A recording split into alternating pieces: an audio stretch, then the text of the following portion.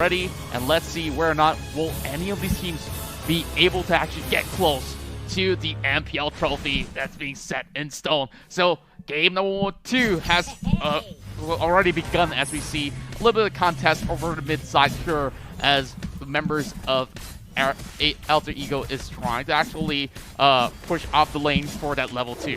Yeah, and you can already see, ONIC trying to take control over the bottom side of the map as much as possible. Atlas has been a little bit chunked out, which is kind of interesting. The question is whether or not Alter Ego, with a little bit of healing, might want to consider, hey, do we want to go and go for a big invade here? You do have the Bruno, which is, known to have one of the strongest level 1s. Yeah, and I gotta say that it's definitely gonna be pretty tall task to actually defeat him and those early levels. But now we're looking at a little bit of that sort of a 1v1 tussle over the top side here, where Animage seems to be winning a little trade. Like we're being popped up. Silas have to actually find a way to actually escape, but there's not much for him to actually work on, but he will still be under the safety of the turret. Yeah, they're going to slowly rotate that back down. It looks like Alter Ego is a little slow for everything, but it's fine. Their composition will slowly try and start to scale at the end of the day. Moxie is in a lot of trouble here. Sasa might be able to take him out. Moxie, he doesn't have his molten sights just yet. He has nothing to jump to. He tosses it down, he hops backwards, but he just pulls Sasa closer to him. Probably should have thrown the molten sights in a different direction. Or at least jump the opposite direction so he doesn't pull them in with the molten sights. A little unfortunate, but first blood going over to ONIC as usual. Yeah, and I gotta say that that's definitely a great upper hand that they could actually make good use of from this playing onwards. Now, there's gonna be a little bit of that rotation coming from Brock and towards the enemy lines, which of course, the river crab will be taken away by CW here. Everything going pretty much according to plan for the side of ONIC. Well, there's going to be a little bit of that tussle up the mid lane once again. Farsa is definitely going to be needing a little bit more on those levels to actually get ahead. And she seems to be actually taking Flame Shot in her kit, which will definitely be vital in those team fights. Yeah, it feels so good that you don't have to worry about people taking like 3 flame shots every single game after the nerf. Oh yeah, of course, that nerf was definitely necessary. It was being abused by many of these pro teams, and it's definitely a sigh of relief. Yeah, and now, looks like they want to actually go for the litho here. Both teams actually want the litho really, really bad. Silly Boy is going to get it. Rimichi has to get out of there before the Feathered Airstrike cuts him down, but just 2 hits from the Feathered Airstrike is enough to chunk Rimichi out of all people to half HP. Yeah, now speaking of half HP, Rassi, although he's a tank, he can't really do all too much, and Uranus will be able to actually get the first kill for Alter Ego as we see a little bit of lockdown inside. Udil got nowhere to run, and that's the death of the Barca. Oh my goodness, Leo Murphy finds a great pick there, even gets the flip over to the rest of his team. Nicely done coming in from Alter Ego. They should be able to take the turtle with no contestation so far, but it looks like ONIC Esports. Whoa, Rimichi, what's going up on top lane? Oh my, that's definitely quite a little bit of hiccups right there, but we're looking at Sasa looking for that commitment as we see Rassi coming in from behind, but Rassi will force the flicker away. Of course, ultimately coming out from the side of Odila as well to actually stop some of all these players, but Leo Murphy is looking for an escape. Sasa going in for the chase as well, and they will stop the commitment for now. That's a little unfortunate there, but at least, at the end of the day, the blue buff didn't go over to the enemy team. So, CW is still getting up on ahead. But I do feel like CW, this is his time to shine, He's on a marksman now. He's got a team that's trying to funnel as much gold as he can. Farsa is there to keep him safe if they get on top of him, just to kind of clean up the mess in case he can't really, close that distance. Yeah, I gotta say, that's gonna be quite a... I can't really call it a blunder, it's just a contest for that river crab, but definitely not worth the goal. Alter Ego actually dropping the ball a couple of times from here. And for now, we're looking at Andy Mage actually having a pretty alright scenario for him to actually run, but Leo Murphy might just actually stop him right there, flips him over, and that's going to be killed for Bruno to stop down the Esmeralda. Are they still going to keep on going here? I mean, no, they're not. Sasa is just going to keep it chill for now. Bruno needs to recall. He's down to 1 HP, and luckily there wasn't a flame shot to snipe him this time. Yeah, quite a distance as well to actually land that one straight. But hey, we've seen some miracle shots coming across, and Caesar's just going to be falling off, and this mid lane turret is definitely for the taking for ONIC Esports.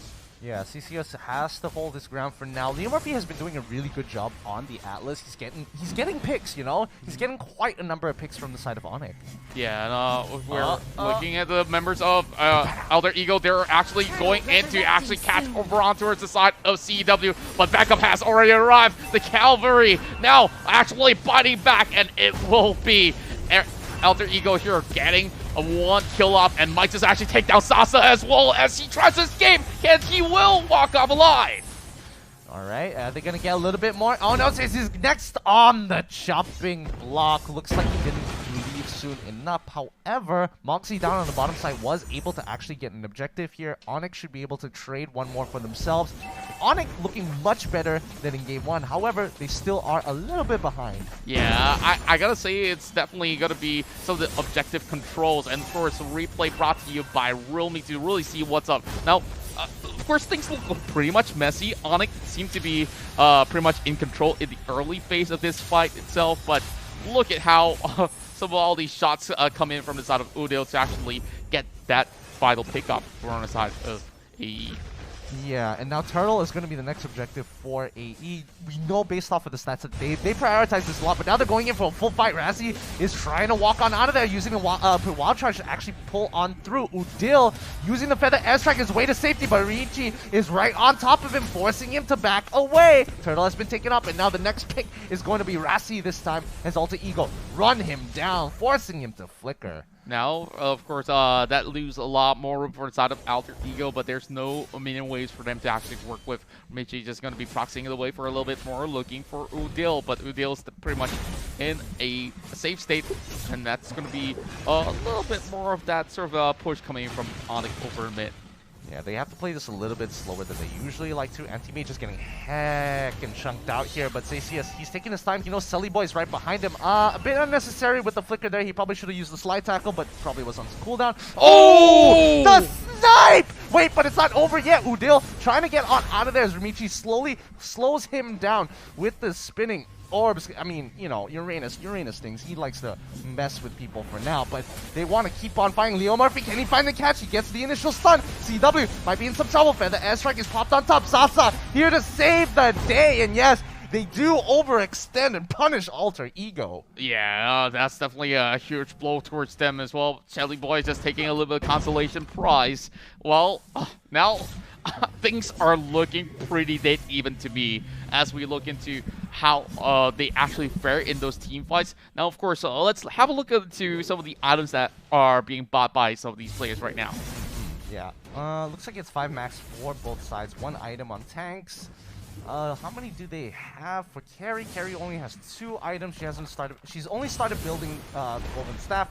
Components mostly, and the same goes for Alter Ego, just slightly more. Yeah, just a little bit of that push and pull inside the goal. No heavy commitments whatsoever, but somebody's got to deal with that wave up top, and that definitely will be the job of Uranus.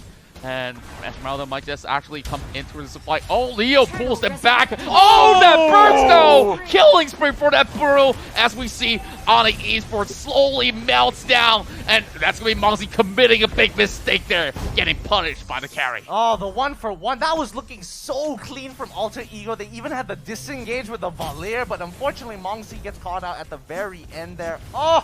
What a play! Oh, so beautiful, but here comes Rassi as well as Sasa, and it seems to be Rassi will be melted down. CW almost goes down as well, but it's time for Anti-Mage to shine, as he will take them all down. Another overextension coming in from Alter Ego. They got really, really greedy there, but unfortunately the Esmeralda just hopped in with a falling Star Moon, and again, Anti-Mage is really, really big right now. Look, Rimichi doesn't stand a chance anymore. Oh, yeah. He's a Uranus. Like, there's no point for him to actually get close for contest. He can't really get anything out of this. I'm not sure if he's going to commit, but this Lord definitely will be in the hands of ONIC. Well, that sort of mid lane fight, let's talk about it again, because that itself, perfect execution from ONIC. Yeah, let's look at the replay right here, because they get the initial, I mean, this is just the overextension bit. It didn't show the flame shot snipe. That's a little sad. Yeah, but that's definitely beautiful as we witnessed that before. But look at this, like Leo, he goes right in, tries to look for CW, but well, CW managed to actually juggle it through by just dashing one step behind and slowly shred them to pieces. And over the mid side here with the Lord, they're trying to actually open things up. And Anti-Mage once again opens up with the Falling Star Moon, and they will be actually walk this off alive. But Sasa though, he's gonna go for that 1-for-1 trade-off. Yep, and it's not looking too good so far as AE continue to push back ONIC all the way to the mid lane. Woo! To the mid lane tier 1. It looks like AE, it looks pretty even. It's 11 to 10 kills so far. The gold is very, very even. And even though ONIC looked like they were controlling the map a lot more, look on the bottom side. It's just completely gone. Mongsy was able to, you know, cut all the way to the inhibitor turret down in the bot side. Yeah, of course, they gotta make good use of it. Remichi will be able to actually fight with Dale, but he's all alone though. Not sure what was he thinking, but he will be able to actually still walk away alive with Lil Murphy taking out the mid lane turret. Finally, so this buys so much more room for rotation for the side of Alter Ego. Yeah, and now, you know, they know that the buff is here. You can see Cesius, he wants to kind of contest this, but again, that's why Udil comes by. He has to use that Feather Airstrike very early on. It has a super short cooldown, but it creates like a huge kill zone that Alter Ego don't want to mess with, and that's why they usually just throw Ramsey into the fray, like, go mess with him, go! Stop the fire for me. Yeah, they really just go just like that. And once again, Remichi down on the ground for a couple of times right now. But of course, just trying to actually make sure that the other lane, which is the bomb lane, remains to be very, very clear. But if this goes on, I think that ONIC will be able to actually open so much doors to actually end this game. Yeah, and now Feather Airstrike already out. Murphy right in front of them, forcing it out. The Winter Cruncher has been pulled. Bruno, finally, Sully Boy can actually pop off. Anti-Mage takes quite a bit of damage here, but Moxie, he isn't able to pull him back with the Molten Sights. Unfortunately, they trade 2 for 1 so far. Wait, sorry, 2 for nothing, actually. This is looking pretty good for ONIC. Yeah, of course, ONIC has all the advantage for them to actually secure all these sort of objectives. Probably a minute and 10 seconds, that will be another Lord coming up, which they will look forward to. If they still maintain this map control, they will still be able to actually pull off something. But if you look at that sort of the difference in terms of the goal and the EXP, it's actually not too far off from each other. It's just a very slightly on the side of ONIC because of all the team fights that they have won. Yeah, and I didn't mention this. Oh no, Remichi's in trouble. Looks like all the members have caught him out. Is Remichi tanky enough? I doubt so. He gets chunked out, and you can already see the AE want to force a fight. Leo Murphy, they don't have the Purifiers to clear themselves out. They take 1, they want a little bit more. Udil already with a Feather Airstrike doing a lot. Anti-Mage is covering his back, so yes, isn't able to cancel it in time. And now this is turned it completely 360 as AE have overextended, walked a little too far out of their base, and ONIC Esports should be able to take an inhibitor tower for free now. Oh man, I'm not sure what were they thinking in terms of like trying to save that Uranus. Is definitely not worth the cost, but here comes Mongsy with his final attempt. He might be able to actually pull things off, but it will be a killing spree for Esmeralda, and Mongsy will be taken off for that ace. Well, of course, Remichi did reveal himself after a while, which means this is definitely going to be free Lord number 2. Yep, and now they're being efficient. They're sending Anti-Mage. They don't necessarily need to do the Lord. Very easily just chunks this out like it's butter, so they quickly send him over to the blue side, check as much resources as they can. But they're hitting the 44k mark, which is getting a little scary because a little bit more, both teams will be at full items, and then those gold advantages just don't matter anymore. Yeah, it definitely won't matter at that point in time. But now ONIC's gonna go for another sort of a push up mid side. They know that they can just easily walk up and claim this one for the taking. Now, Lord's gonna be moving towards the bottom side. So does this mean that they will need to find a way to actually push up top? See, that's what's really scary here because, if, most teams in this situation would look, hey, let's get rid of that last inhibitor, wait for the next Lord. But I do kind of feel like ONIC Esports can win off of this next push if they just buy Lord a little bit of time. Yeah, they definitely could have done so as well. But it seems like ONIC does seem to have other plans installed for them. We're looking at Anti-Mage being sent right down below to deal with this situation. So 1 versus 2 scenario, while the rest of ONIC will be able to actually claim the very final turret. And now 2 sides actually pushing right through. Can ONIC actually claim this win?